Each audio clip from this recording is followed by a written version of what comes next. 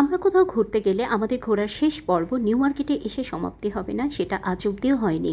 আর new মার্কেটে এসে দেখে আইসক্রিমের দোকানগুলোতে নতুন লেমন ফ্লেভারের আইসক্রিম এসেছে।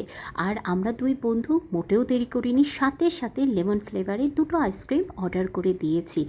আর খেতে কি বলবো, একদম পুরো 20 টাকার ললিপপের মতো, যে ললিগুলো আমরা ছোটোবেলা থেকেই খেতে পছন্দ করি। আজকে টাকার পরিমাণে লরির দামটা কিন্তু বেড়ে গেছে। তারপর কি দুই বান্ধবী বেশ আয়েশ করে গরমের মধ্যে আইসক্রিম উপভোগ করলাম। আর এটাই কিন্তু আমার শেষ আইসক্রিম, কারণ আমি পণ করেছি না আমি কোনো দিন আর চকলেট খাবো না আইসক্রিম খাবো।